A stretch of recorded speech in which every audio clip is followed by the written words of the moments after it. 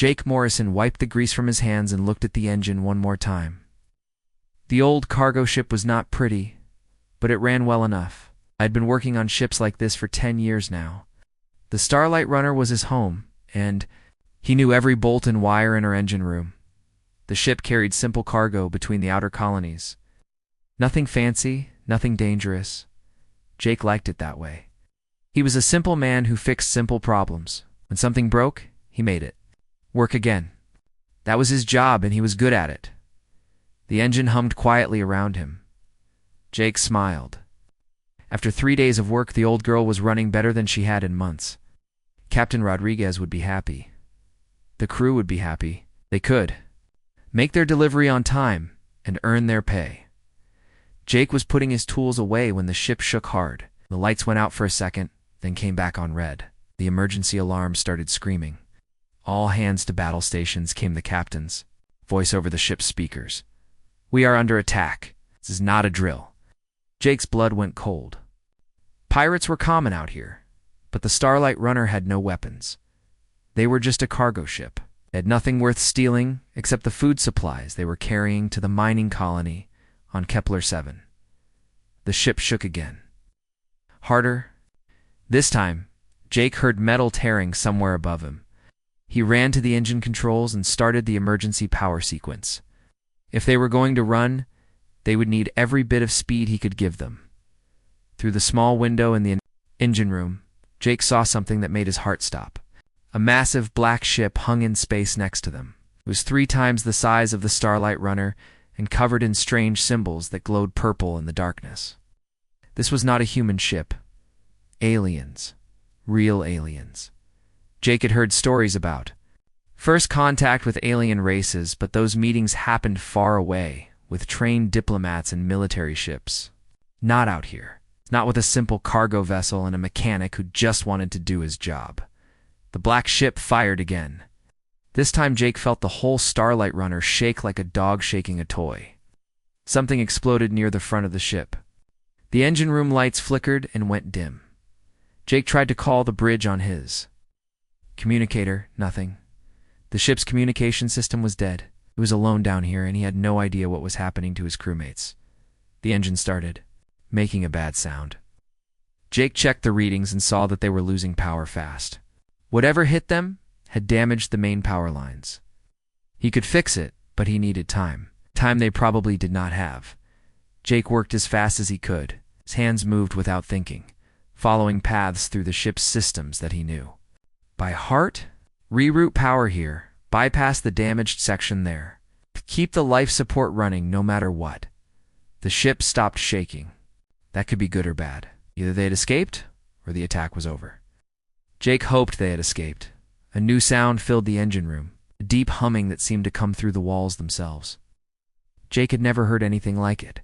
The sound made his teeth hurt and his skin crawl. Then he heard footsteps. Heavy footsteps in the corridor outside the engine room, too heavy to be human.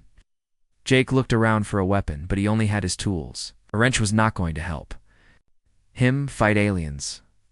The door to the engine room slid open. 3 tall figures in dark armor walked in. They looked almost human, but wrong. Too tall, too thin, with faces that were sharp and angular. Their eyes glowed with a pale blue light, and when they spoke to each other, their voices sounded like metal scraping against stone. One of them pointed at Jake and said something in their alien language. Jake could not understand the words, but the meaning was clear. Come with us now. Jake thought about running, but there was nowhere to go. The engine room was his workplace, not a hiding place. He raised his hands to show he was not armed and stepped away from the controls. The aliens moved closer. One of them carried a device that looked like a cross between a gun and a scanner. It pointed the device at Jake and made a series of beeps. The alien nodded and said something to the others. They grabbed Jake by the arms. Their grip was strong, much stronger than a human's. They pulled him out of the engine room and through the corridors of his ship. Jake saw scorch marks on the walls and broken glass on the floor. The attack had done a lot of damage. In the main cargo bay, Jake saw the rest of his crew. Captain Rodriguez, Lisa Grant, the scientist who was traveling with them, Old Pete from the kitchen, and 3 others. They were all alive, but they looked scared. They sat on the floor with their hands tied behind their backs. Jake was pushed down next to them. One of the aliens tied his hands with something that felt like wire but was flexible like rope. It was tight, but not tight enough to cut off blood flow. These aliens knew how to take prisoners without damaging them too much. Captain Rodriguez looked at Jake with tired eyes. "I'm sorry," the captain whispered. "I tried to run, but their ship was too fast, too powerful." Jake nodded. He understood. The Starlight Runner was a cargo ship, not a warship. He never had a chance. More aliens came into the cargo bay. These ones were different. They wore fancier armor and moved like they were in charge. One of them, taller than the rest, walked over to the human prisoners and looked down at them. This alien was female, Jake realized. Her armor was decorated with gold and silver patterns, and she wore something that might have been a crown. She studied each human carefully, like she was deciding what to do with them. When her glowing blue eyes met Jake's, he felt a chill run down his spine. This was not just any alien. This was their leader, their queen. The alien queen spoke to her soldiers in their metal-scraping language. Then she looked back at the humans and spoke in perfect English. "You will come with us," she said. Her voice was cold and sharp, like ice breaking. "You are now property of the Zephyrian Empire. Try to escape, and you will be killed. Obey, and you might live long enough to be useful." Jake's heart sank. They were not just prisoners. They were slaves. The alien queen turned and walked away. Her soldiers forced the humans to their feet and marched them toward a hole that had been cut in the side of the Starlight Runner. Through the hole, Jake could see the inside of the alien ship. It was huge and dark, filled with strange lights and shadows. As they were pushed across the gap between ships, Jake took one last look at the Starlight Runner. His home for the past 5 years, his workplace, his life. He wondered if he would ever see anything like it again. The alien ship swallowed them up, and the hole sealed behind them. Morrison, simple mechanic, was now a prisoner of aliens. In a war he never knew existed. His real adventure was just beginning. The alien prison cell was cold and dark. Jake sat on the metal floor with his back against the wall. The other humans were quiet. They had been here for 2 days now. No one felt like talking much anymore. The cell was big enough for all 6 of them, but it felt small. The walls were made of some kind of metal that hummed with energy. Jake had touched it once and gotten a shock that made his whole arm go numb. These aliens knew how to build prisons. Lisa Grant sat next to Jake. She was a scientist who had been traveling to the outer colonies to study new plants. She was smart and knew things about aliens that Jake did not. She had become his friend in this terrible place. "Tell me about these Zephyrians again," Jake said quietly. He wanted to understand their captors better. Lisa looked around to make sure no guards were listening. "They are warriors," she whispered. "Their whole culture is about being strong and conquering other races. They have been building an empire for hundreds of years." "What do they want with us?" asked Pete, the old cook from their ship. "We are prizes," Lisa said sadly. "They collect rare things from all over the galaxy. Animals, plants, people. They sell us to whoever will pay the most." Jake felt sick. How? They were not even seen as people by these aliens. They were just things to be bought and sold. "I heard one of the guards talking," Lisa continued. "The Queen has something special she wants to show us. Some kind of test." Captain Rodriguez looked up from where he was sitting. "What kind of test?" "I don't know," Lisa said, "but it involves her pet. They called it Koros." The name sent a chill through the cell. Even the way Lisa said it sounded. Dangerous, heavy footsteps echoed in the corridor outside their cell. The prisoners all moved to the back wall and tried to look small. The Zephyrian guards were not cruel, but they were not kind either. They treated the humans like dangerous animals that might bite. The cell door opened with a hiss. For guards in dark armor stepped inside. Their leader pointed at Jake and said something in their language. "You," the guard said in broken English. "Come." Jake's heart started beating fast. "Where are you taking me?" The guard did not answer. Two of them grabbed Jake by the arms and pulled him to his feet. Lisa reached out and squeezed his hand. "Dee. Careful," she whispered. The guards marched Jake through the corridors of the alien ship. Everything was dark and cold, lit by purple lights that hurt his eyes. The walls were covered with symbols and pictures that Jake could not read. Some of the pictures showed aliens fighting monsters. Others showed huge ships destroying planets. They took Jake to a large room with a high ceiling. It was like a throne. Room from an old movie, but much bigger. At the far end sat Queen Vexara on a chair made of black metal and glowing crystals. She looked even more frightening here in her own palace. Around the throne room stood many other Zephyrians. They were all tall and thin, with glowing blue eyes and sharp faces. They wore fancy clothes and jewelry, but Jake could see weapons on all of them. These were not just nobles. They were warriors. The guards pushed Jake forward until he stood before the queen's throne. She looked down at him like he was an insect. "Human," she said in her cold voice. "You are the one who works with machines." It was not a question. Somehow, she knew what Jake did for a living. "Yes," Jake said. He tried to keep his voice steady. "Good," the queen said. "I have decided what to do with you and your kind. You will face my greatest treasure. If you survive, you will be sold to the mining colonies. If you do not survive, you will feed my pet." The other aliens in the room made sounds that might have been laughter. Jake felt his mouth go dry. "What kind of pet?" he asked. Queen Vexara smiled. It was not a nice smile, you will see. "Guards, take him to the arena. Let him prepare himself." "Ah!" The guards grabbed Jake again and pulled him from the throne room. They took him through more corridors, down several levels, until they reached a huge circular room. It was like a gladiator arena from ancient Rome, but much larger. The floor was covered with sand. High walls surrounded the arena, and above them were rows of seats where hundreds of aliens could watch. Jake realized this was entertainment for them. They were going to watch him die for fun. In the center of the arena floor was a large metal gate. Behind it, Jake could hear something moving, something big.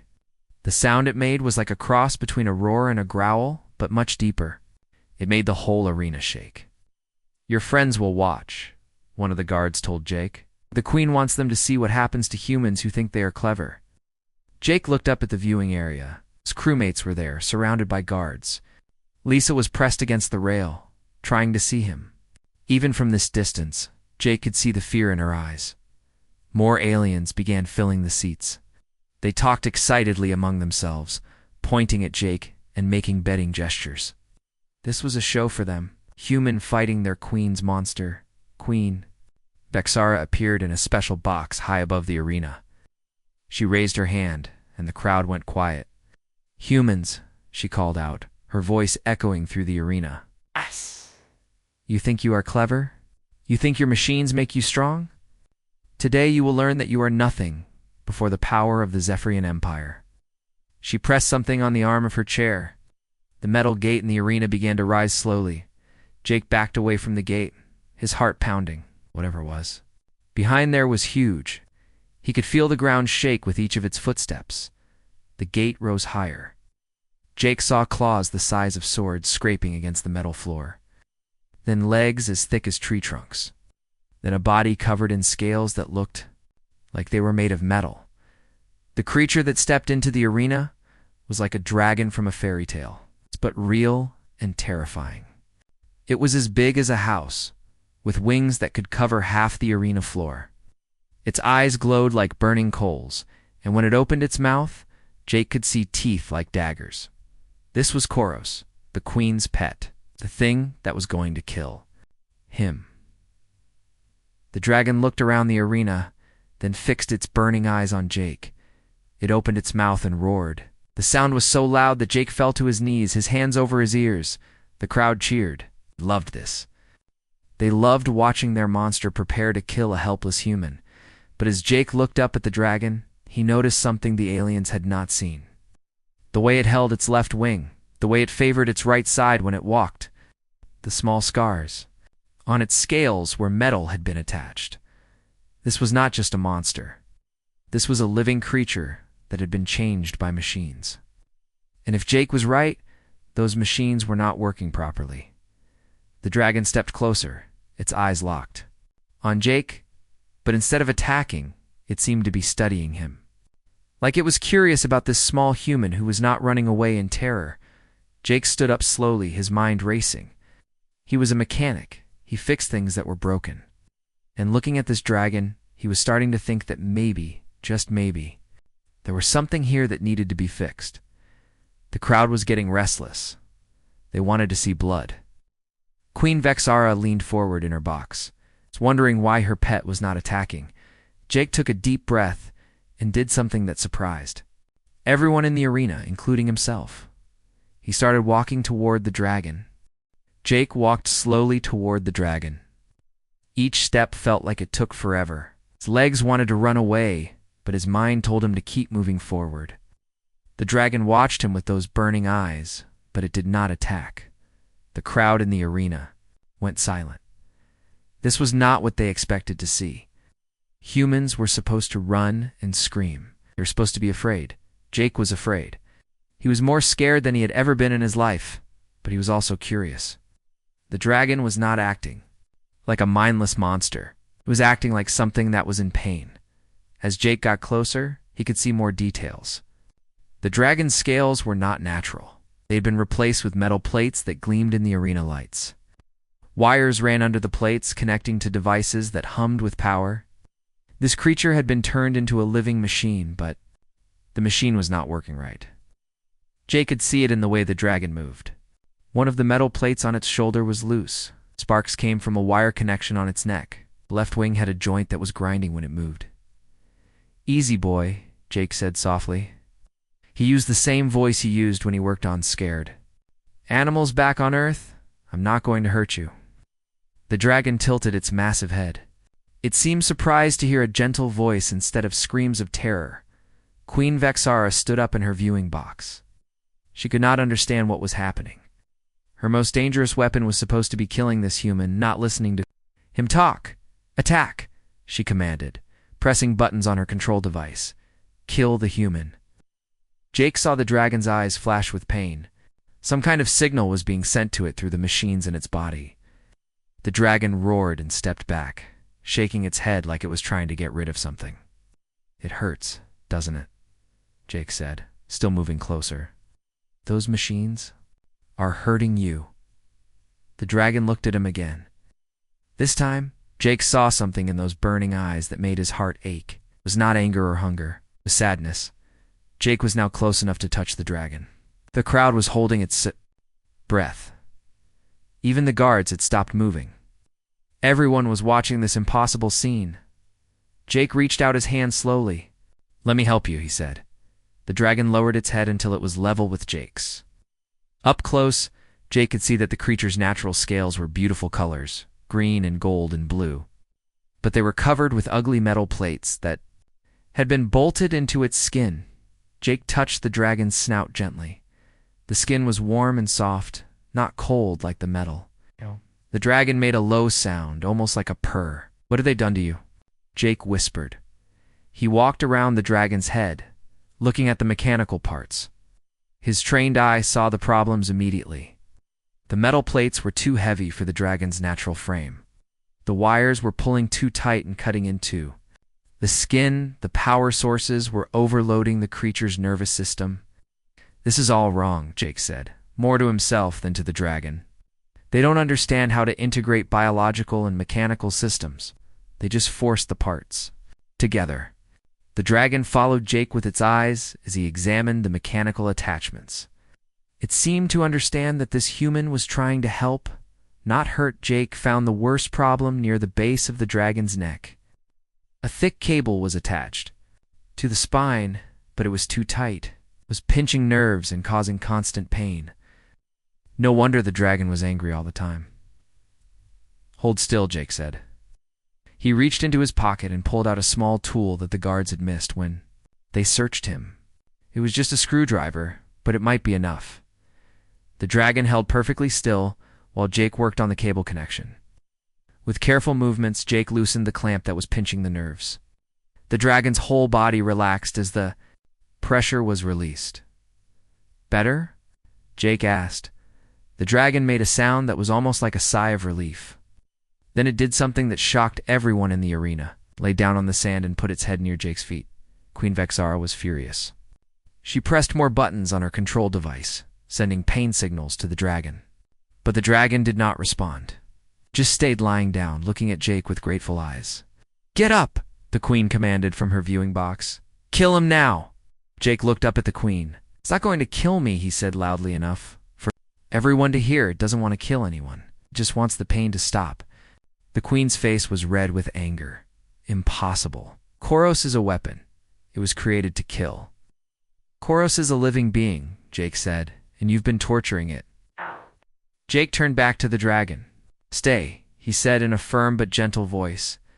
The dragon stayed exactly where it was. The crowd gasped. The queen's mouth fell open. No one had ever given Koros a command except through the painful control device. And no one had ever seen the dragon obey without being forced. "Sit up," Jake said. The dragon raised its head and sat up on its back legs like a giant dog. "Lift your right wing." The dragon lifted its right wing carefully, showing Jake the damaged joint underneath. Queen Vexara could not believe what she was seeing. Her most feared weapon was taking orders from a simple human mechanic. This was impossible according to everything she knew about power and control. Jake walked around the dragon, pointing out the problems to anyone who would listen. "Look at this," he said. "The joint is grinding because the lubricant has dried up.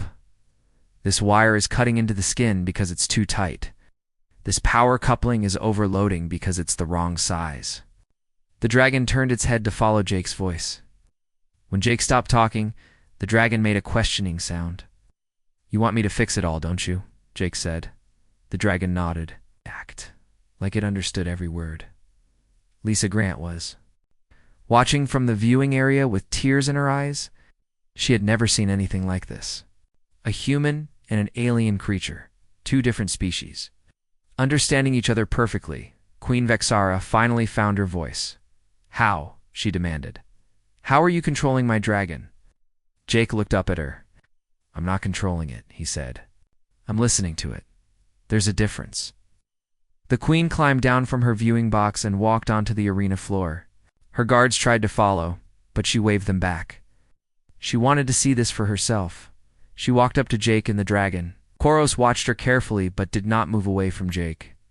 "This is impossible," the queen said. "Koros has been wild and dangerous since the day it was created. It obeys only through pain and fear." "Maybe that's the problem," Jake said.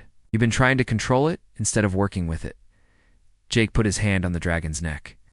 "Koros doesn't want to be a weapon. It wants to be a partner." "Don't. You friend?" The dragon made that purring sound again and gently nuzzled Jake's shoulder. Queen Vexara stared at this scene. Everything she thought she knew about power and control was being challenged by a simple human who fixed machines for a living. "You will come with me," she said to Jake. "Both of you. I want to understand how this is possible." Jake looked at the dragon. "What do you think, Koros? Should we trust her?"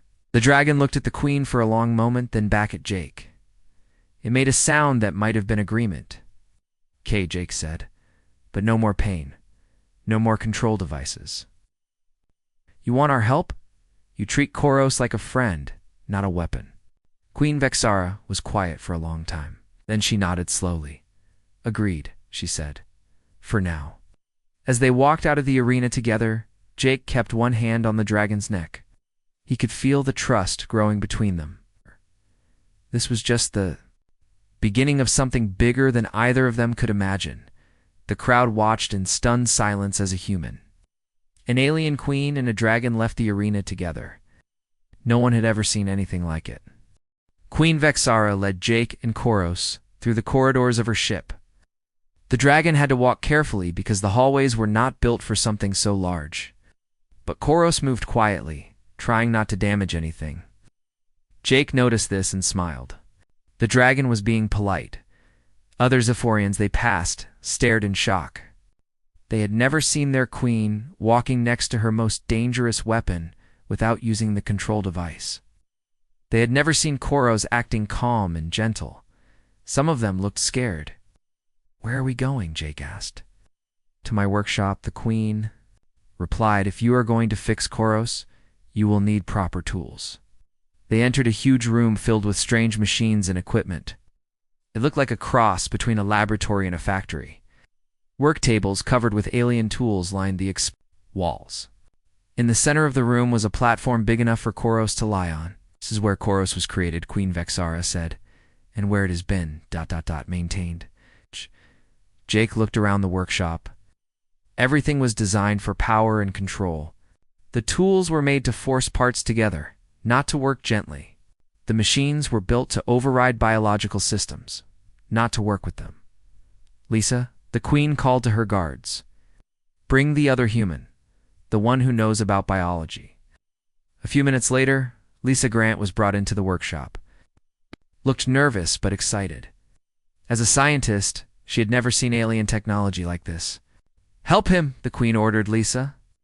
"I want to understand how the human did what he did." Lisa walked over to Jake and Koros.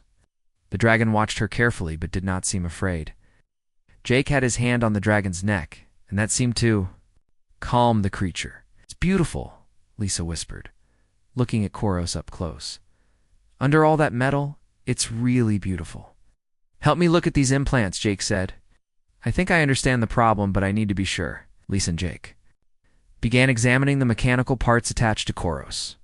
The dragon lay still and let them work, even though some of the areas they touched were clearly painful. "This is incredible," Lisa said after a few minutes. "This creature is part biological, part mechanical, but whoever designed it didn't understand how the two systems work together." "What do you mean?" Queen Vexara asked. Jake pointed to a metal plate on the dragon's side. "Look at this. The metal is too heavy for the bone structure underneath. The dragon's skeleton is trying to support weight it was never designed to carry." Lisa nodded. "And this nervous system integration is all wrong. The mechanical parts are fighting against the biological ones. It's like trying to run two different computer programs at the same time." "The dragon is in constant pain," Jake said. "Its body is at war with itself." Queen Vexara looked confused. "But the engineers who designed Koros were the best in the Empire. They said the integration was perfect. We're thinking like warriors," Jake explained. "They wanted to make the dragon stronger and more dangerous. But they didn't think about what the dragon needed to be happy and healthy." Jake ran his hand along Koros's neck. "Living things aren't just machines. They have feelings, they have needs. Can't just bolt metal onto them and expect everything to work." Lisa was examining the neural connections. "Jake, look at this. The control device they use to command the dragon, it works by sending pain signals directly to the brain. Every time they give it a command, they hurt it. That's horrible," Jake said. "No wonder Koros is angry all the time." Queen Vexara was quiet for a long moment. "This is how we have always done things," she said finally. "We control through strength. We command through fear." "But it doesn't work," Jake said. "Not really. Fear and pain make Koros angry and unpredictable. Trust and kindness make it want to cooperate." To prove his point, Jake stepped back from the dragon. "Koros, can you show the queen how you feel when you're not in pain?" The dragon lifted its head and made a sound that was almost like singing. It was a beautiful musical sound that filled the workshop. Some of the mechanical parts on its body began to glow softly, as if they were finally working in harmony with the biological parts. Queen Vexara's eyes went wide. "I have never heard Koros make that sound before." "Because it's never been happy before," Lisa said. "Animals make different sounds when they feel different emotions. That sound means Koros is content." Jake walked over to one of the work tables and picked up some tools. "If you really want to understand, let me show you the right way to work with biological and mechanical systems." He began making small adjustments to one of the loose connections on Koros's wing. But instead of forcing the parts together, he worked gently, making sure everything fit naturally. "See," Jake said as he worked, "you don't force the connection. You find the way that works best for both the machine and the living tissue." Lisa helped by monitoring Koros's vital signs on one of the alien machines. "The dragon's stress levels are dropping," she reported. "Heart rate is becoming more regular. Brain activity is showing less pain response." As Jake continued working, Koros began to relax more and more. The dragon's breathing became slower and deeper. The angry glow in its eyes was replaced by something peaceful. This is impossible, Queen Vexara said, but her voice was not angry anymore. It was wondering. It's not impossible, Jake said. It's just different from what you're used to. He finished adjusting the wing connection and stepped back. Moving your wing now, Koros? The dragon slowly extended its wing. For the first time since Jake had met it, the wing moved smoothly and quietly. No grinding sounds, no sparks, no signs of pain. Koros looked at its wing in amazement, then at Jake. The dragon made that singing sound again, even louder this time. It's thanking you, Lisa said with tears in her eyes. Jake smiled and patted the dragon's neck. You're welcome. Friend, Queen Vexara walked closer to Koros. The dragon watched her but did not seem afraid. May I? She asked Jake. Ask Koros, Jake said. It's not my permission to give. The queen looked at the dragon. Koros, may I touch you? The dragon considered this for a moment, then lowered its head toward the queen. She reached out slowly and touched the dragon's snout, just as Jake had done in the arena. Koros made a soft, rumbling sound. Not the angry roar from before, but something gentle and welcoming. It's warm, the queen said in surprise. And soft, 'cause it's alive, Jake said. It's not just a weapon. It's a living being with thoughts and feelings. Queen Vexara was quiet for a long time, her hand still resting on Koros' snout. When she finally spoke, her voice was different, softer. I have been wrong, she said. We have all been wrong. We thought strength meant control. We thought power meant causing fear. There's a different kind of strength, Jake said. From trusting each other, Lisa checked her readings again. Koros' brain activity is showing patterns I've never seen before. It's like the dragon is thinking more clearly than it ever has. Because it's not in pain anymore, Jake explained. Pain makes it hard to think about anything else. Queen Vexara looked around her workshop at all the tools designed to force and control, at all the machines built to override and dominate. We will need to change everything, she said. Not everything, Jake said. Just the way you think. About it, instead of asking, how can we control this? Ask, how can we work with this? Koros made another happy sound and gently nuzzled the queen's shoulder. She smiled, the first real smile Jake had seen from her. I think I understand now, she said. But there are others who will not understand. Others who will see this as weakness. Then we'll have to show them, Jake said. We'll have to prove that cooperation is stronger than control. As if responding to his words, Koros stood up and spread both wings wide. The left wing, which had been damaged and painful, now moved as smoothly as the right. The dragon looked. Magnificent and powerful, but not frightening. It looked like a partner, not a weapon. Queen Vexara smiled again. Yes, she said. We will show them. Jake was sleeping in the workshop when the alarm started screaming. Red lights flashed everywhere and the ship shook like it was being hit by something huge. Koros woke up next to him and made a worried sound. What's happening? Jake asked. Jumping to his feet, Queen Vexara ran into the workshop, her armor half on and her face full of worry. We are under attack, she said. General Korath has come with his fleet. He wants to take my throne. Who is General Korath? Lisa asked. She had been sleeping on a chair nearby. My rival, the queen explained quickly. He thinks I am weak because I have not conquered enough worlds lately. He does not know about you humans yet, but if he captures this ship, he will kill you all. Jake put his hand on Koros' neck. The dragon was tense and ready to fight, but it was waiting for Jake's signal. What do you want us to do? Hide, Queen Vexara said. I will handle Korath. The ship shook again, harder this time. Through the workshop windows, Jake could see enemy ships firing at them. They were outnumbered. You can't handle all of them alone, Jake said. You need help. Koros and I could help, Jake offered. The queen shook her head. It is too dangerous. I will not risk Koros in battle. It is too valuable, Jake frowned. Koros isn't valuable. Koros is your friend. And friends help each other. Before the queen could answer, the workshop door exploded inward. Enemy soldiers in different colored armor rushed in, weapons ready. General Korath walked in behind. Them, he was even taller than Queen Vexara, with scars covering his face and armor covered in spikes. "Sister," he said to the queen with a nasty smile, "you have grown soft. Your own guards told me you were playing with pets instead of conquering worlds." "Korath," Queen Vexara said coldly, "you are not welcome on my ship." Korath looked around the workshop and saw Jake, Lisa, and Koros. "What is this?" "Humans. And why is your weapon not chained?" "These humans are under my protection," the queen said. Korath laughed. "Protection? You protect the things you are supposed to conquer? This proves you are too weak to rule." He pointed at his soldiers. "Kill the humans. Chain the dragon. We'll use it properly." "I know, Queen," Vexara said, stepping in front of Jake and Lisa. "You would protect aliens over your own kind?" Korath asked. "You have become a traitor to everything we believe." Jake could see what was happening. This was not just about him and his friends. This was about two different ways of thinking. Queen Vexara was changing, but her people were not ready to change with her. "Koros," Jake said quietly, "what do you think we should do?" The dragon looked at the enemy soldiers, then at Queen Vexara, then at Jake.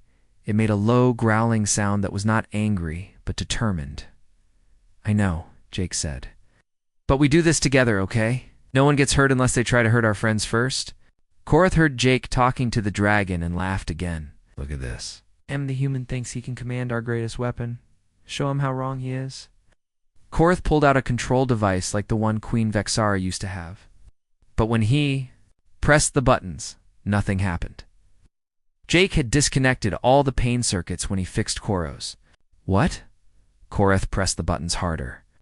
"Why is it not working?" "'Cause Koros doesn't work that way anymore," Jake said. Jake looked at the dragon.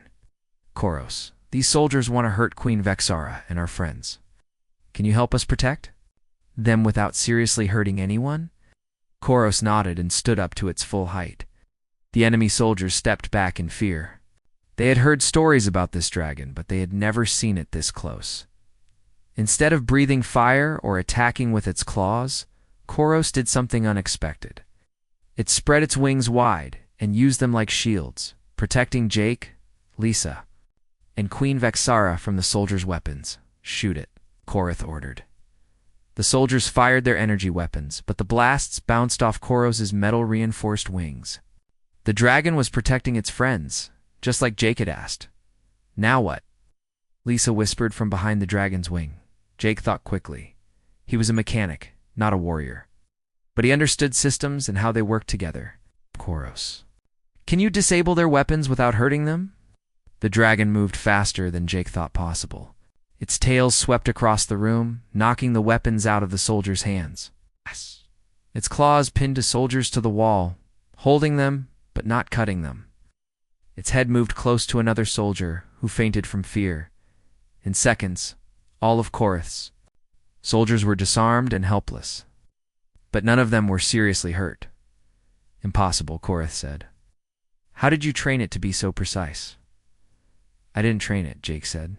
"I listened to it. Koros doesn't want to kill people. It just wants to protect its friends." General Korath pulled out his own weapon and pointed it at Jake. "Then I will kill you, and the dragon will obey me," Queen Vexara said. She stepped between Korath and Jake. "I will not let you hurt them, and you are no longer fit to rule," Korath said. He raised his weapon to shoot the queen. Koros moved like lightning. One claw gently, but firmly, pushed Queen Vexara to safety. The other claw knocked Korath's weapon away. The dragon's head came down close to Korath's face, and it made a sound that was not quite a roar and not quite a growl. It was a warning. Korath fell to his knees, shaking with fear. "Please," he whispered, "don't let it kill me." Jake walked over and put his hand on Koros's neck. "He's not going to kill you," Jake said. "But you need to understand something. This dragon is not a weapon. It's a friend, and it protects its friends." "I don't understand," Korath said. "That's the problem," Queen Vexara said. She had found her voice again. "We have been thinking about power all wrong. Real strength doesn't come from making others afraid. It comes from making others want to help you." She looked around at Korath's soldiers, who were all staring at Koros in amazement. "Look at them. she said. They followed you because they were afraid of you.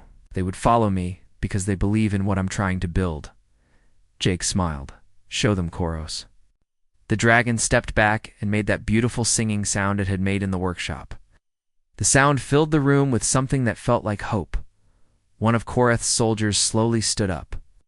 I have never heard anything like that, he said. In wonder, that's the sound of happiness, Lisa explained. The dragon is happy because it's free to choose. It's free to protect instead of destroy. More soldiers stood up. They looked at Koros with new eyes. This was not the angry, dangerous weapon they had heard about. This was something beautiful and powerful and good. I want to learn, one of the soldiers said to Queen Vexera. I want to understand how this is possible. So do I, said another, General. Korath looked around and saw that his soldiers were no longer following him. They were curious about this new way of thinking. You have lost, Korath, Queen Vexera said. Not because I defeated you in battle, but because I found something better than fear and control. Korath looked at Jake, then at Koros, then back. At the Queen? What will you do with me? Give you a choice, the Queen said. You can leave and continue the old ways of conquest and control. Or you can stay and learn the new ways of cooperation and friendship. Korath was quiet for a long time. Finally, he looked at Jake. How did you do it? How did you make the dragon obey you? I didn't make it do anything, Jake said. I just treated it like a friend instead of a weapon. I listened to what it needed instead of forcing it to do what I wanted. And that worked? Jake smiled and looked at Koros. Ask the dragon yourself. Korath slowly approached the dragon. Koros watched him carefully, but did not seem afraid. Dragon Korath said awkwardly, Do you choose to obey the human? Koros looked at Jake, who nodded encouragingly. Then the dragon looked back at Korath and made a soft sound that might have been agreement. It chooses, Korath said in amazement. It actually chooses. That's what freedom means, Jake said. They're the right to choose who you want to help and who you want to trust. Queen Vexera walked over to Jake and Koros. I have made my choice too. She said, Jake Morrison, I offer you and your friends freedom. You can return to your own people. But I also offer you partnership. Stay and help us learn this new way of living. Jake looked at his friends. Captain Rodriguez and the others nodded. They had seen something amazing here and they wanted to be part of it. We'll stay, Jake said. But only if Koros agrees. This is its choice too. The dragon made that singing sound again, louder and more beautiful than ever. It was the sound of hope, of friendship, of a future that would be better than the past. Jake put his arms around the dragon's neck. Welcome to the team, friend. And in that moment, everything changed. Not just for Jake and Koros, but for two entire species who had learned that the strongest bonds are not made of chains, but of trust.